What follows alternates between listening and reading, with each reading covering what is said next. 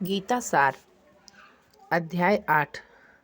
अर्जुन ने कहा, हे पुरुषोत्तम, ब्रह्म क्या है, अध्यात्म किसको कहते हैं, अधिभूत क्या है और अधिदेव क्या कहलाता है। हे मधुसूदन, अधियज्ञ क्या है और इस देह में अधिदेह कौन सा है।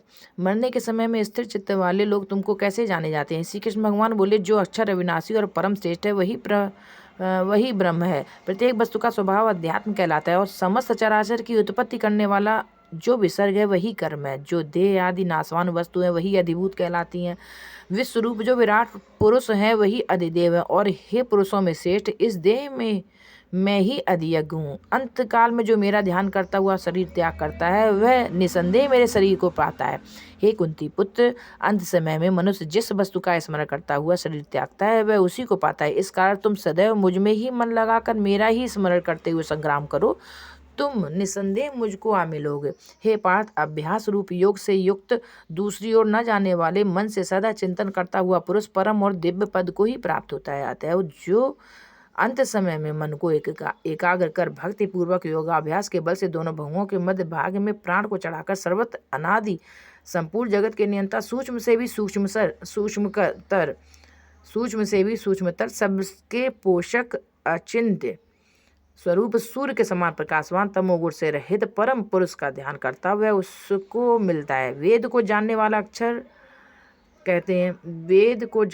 को अक्षर कहते हैं। वीतराग होकर सन्यासी जन्म में प्रवेश करते हैं तथा जिसको चाहने वाले ब्रह्मचर्य का आचरण करते हैं उस परम पद को तुमसे संक्षेप में कहता हूँ।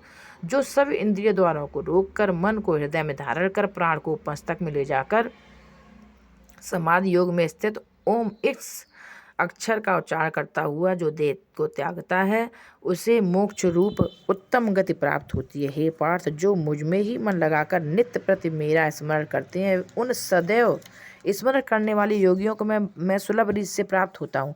मुझको प्राप्त होने पर परम सिद्धि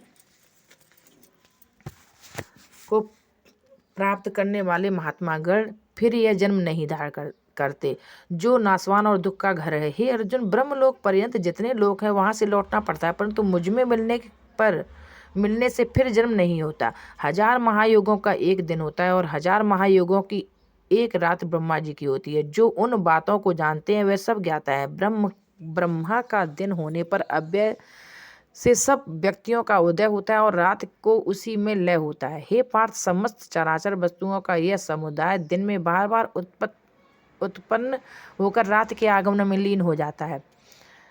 इस अव्यक्त से परे दूसरा सनातन अव्यक्त है जो इन सब के नष्ट होने पर भी कभी नष्ट नहीं होता। उस अव्यक्त को ही अक्षर कहते हैं।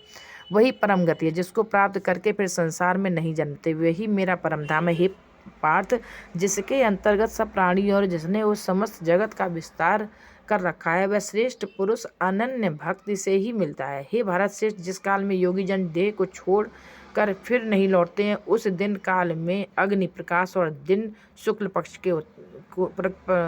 पक्ष हो ऐसे उत्तरायण के 6 महीने में मृत को प्राप्त होते हैं। धूम्ररात कृष्ण पक्ष दक्षिणायतन के 6 महीने में इनके मध्य गमन करने वाले चंद्रमा की ज्योति को पहुँचते हैं और फिर लौट आते हैं।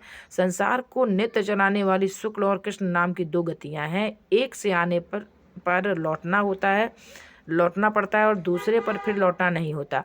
हे पार्थ, योगी इन दोनों गतियों का तत्व जानता है, इसी से मोह में नहीं पड़ता। अतएव हे अर्जुन, तुम सदा योग युक्त हो। वेद, यज्ञ, तप और दान से जो पुण्य फल बतलाए गए हैं योगी उन सबसे अधिक ऐश्वर्य प्राप्त है और सर्वोत्तम आदि स्थान पाता है। इस श्रीमद् भगवद गीता सुपनिषत्सु ब्रह्म विद्या योग शास्त्रे श्री कृष्ण अर्जुन संवादे अक्षर ब्रह्म योगो नाम 8वां अध्याय समाप्त। बोलो श्री कृष्ण भगवान की जय, बोलो श्री राधा मैया की जय, बोलो गीता मैया की जय।